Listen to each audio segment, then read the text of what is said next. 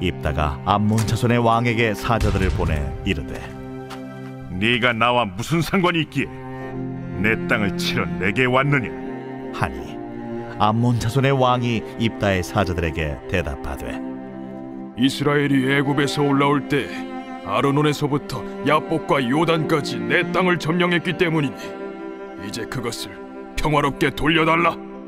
입다가 암몬 자손의 왕에게 다시 사자들을 보내 그에게 이르되 입다가 이같이 말하노라. 이스라엘이 모압 땅과 암몬 자손의 땅을 점령하지 아니하였느니라.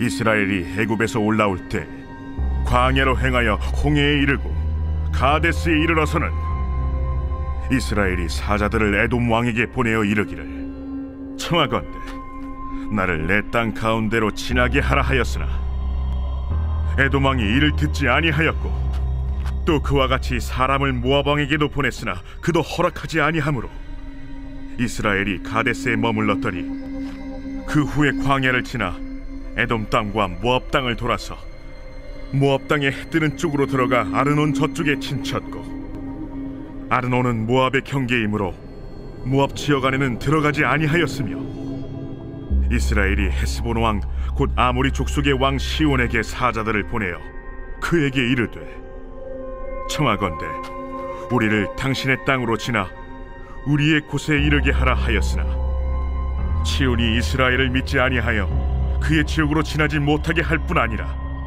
그의 모든 백성을 모아 야하스에 친치고 이스라엘을 침으로 이스라엘의 하나님 여호와께서 시온과 그의 모든 백성을 이스라엘의 손에 넘겨주시매 이스라엘이 그들을 쳐서 그 땅 주민 아모리 족속의 온 땅을 점령하되 아르논에서부터 야복까지와 광야에서부터 요단까지 아모리 족속의 온 지역을 점령하였느니라.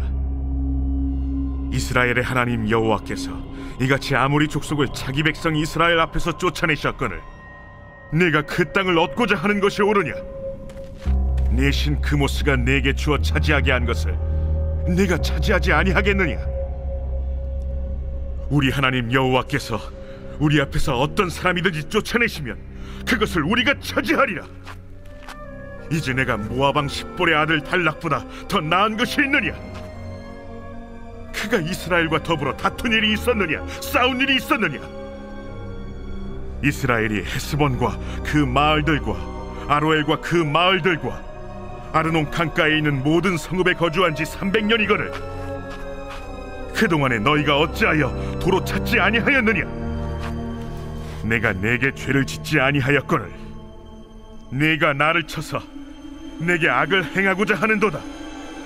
원하건대 심판하시는 여호와께서 오늘 이스라엘 자손과 암몬 자손 사이에 판결하시옵소서. 하였으나 암몬 자손의 왕이 입다가 사람을 보내어 말한 것을 듣지 아니하였더라. 길르앗의 서자 출신인 입다는 이복 형제들에게 상속의 문제로 버림받게 됩니다. 버림받은 입다는 도피하여서 도비라는 곳으로 가게 되는데요. 이곳에서 잡류, 바로 보잘것없는 사람들과 함께 살아가게 됩니다. 어느 날 자신을 버렸던 길르앗에서 장로들이 입다에게 오게 되는데요.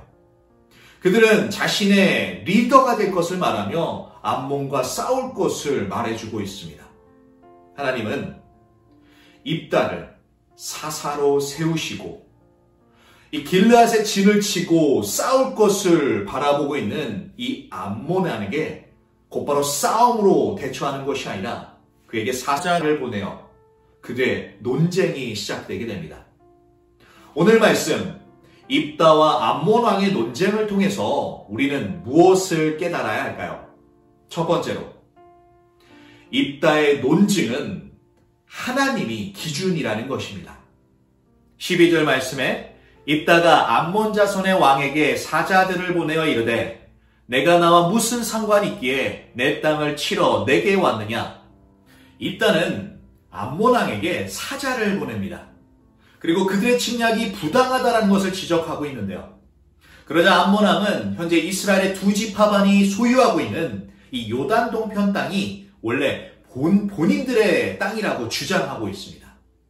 이에 입다는 먼저 이스라엘이 결코 암몬이나 모압 땅을 침략한 일이 없다는 것을 밝히고 있습니다.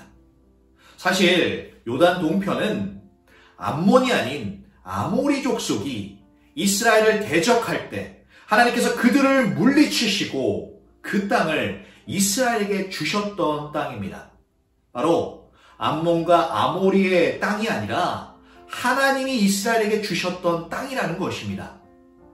만약에 암몬 땅이라 할지라도 모세 당시 모압 왕인 발락이 그 일로 인해서 이스라엘에게 시비를 걸던가 전쟁을 일으키지 않았다는 것입니다. 300년이 지난 지금 와서 그들이 그 땅을 자신의 땅이라고 주장하는 것은 합당하지 못하다는 것입니다. 입다는 천한 신분으로 태어나서 도피 생활을 했음에도 불구하고 어떻게 하나님의 역사에 대해서 이렇게 잘 알고 있었을까요? 입다의 논증을 통해서 알 수 있는 것은 그가 도부로 도피했지만 그곳에서 하나님을 원망하고 삶을 포기했던 것이 아니라 바로 하나님을 더 의지하고 하나님께서 이스라엘의 역사가 되셨다는 것, 또한 구속사가 되셨다는 것을 귀하게 봤습니다. 입다는 세상이 아닌 하나님의 기준으로 이 세상의 흐름을 볼 줄 알았습니다.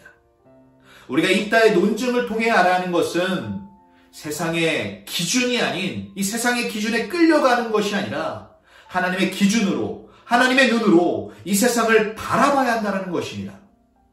세상의 가치에 휩쓸려가는 인생이 아니라 하나님의 역사 속에 살아가시는 저와 여러분이 되기를 소망합니다. 두 번째로, 입다의 논증은 전쟁이 아닌 평화를 추구합니다.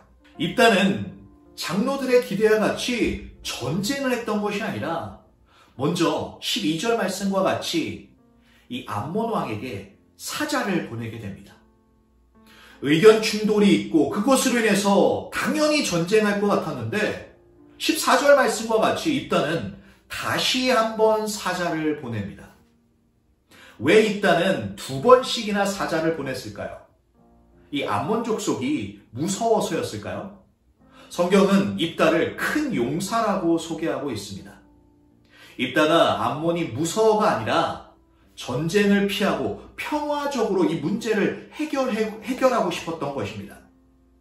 비록 입다의 노력이 숲으로 돌아갔지만 우리가 입다를 통해서 깨달을 수 있는 것은 우리의 삶 가운데 어떠한 문제와 부딪혔을 때 우리의 감정과 흥분으로 이 싸움을 이끌어가는 것이 아니라 주님의 마음으로 그 문제들을 바라보고 평화적으로 그것을 해결해야 한다는 것입니다. 그렇다고 해서 불의와 타협하고 절충하라는 것이 아닙니다. 입다가 하나님의 기준으로 그들에게 논증했던 것처럼 우리의 모습에서도 하나님의 말씀이 기준이 되어서 평화를 이루어 가야 한다는 것입니다. 주님이 기준이 되는 평화를 이루시는 저와 여러분이 되길 소망합니다. 마지막 세 번째로, 입다의 논증은 모든 판결은 하나님께 맡기고 있다는 것입니다. 27절 말씀에 내가 내게 죄를 짓지 아니었거늘 내가 나를 쳐서 내게 악을 행하고자 하는도다. 원하건대 심판하시는 여호와께서 오늘 이스라엘 자손과 암몬 자손 사이에 판결하시옵소서.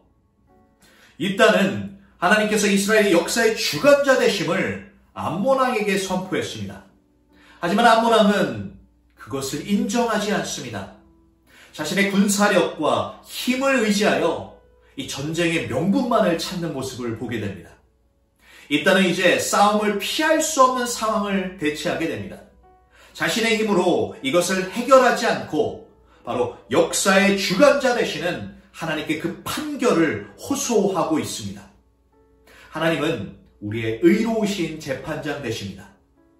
입다는 그 하나님을 알고 자신이 재판장이 되지 않고 하나님의 판결을 부르짖었던 것입니다. 우리의 인생 가운데 참 문제들이 많이 발생합니다. 우리가 아무리 그리스도의 마음을 갖고 평화적으로 그것을 해결하려고 해도 때로는 해결되지 않고 난국을 경험하는 일들을 보게 됩니다. 그럴 때마다 내가 재판장 되어서 판결하고 그들을 심판하는 것이 아니라 우리의 인생을 주관하시는 의로우신 재판장 대신 하나님을 신뢰하고 의뢰해야 하는 것입니다. 그럴 때 우리는 하나님의 선한 판결을 기대하고 바라볼 수 있는 것입니다. 여호와여, 주는 의로우시고 주의 판단은 옳으나이다. 아멘. 하나님만을 의뢰하시는 저와 여러분 되기를 축복합니다.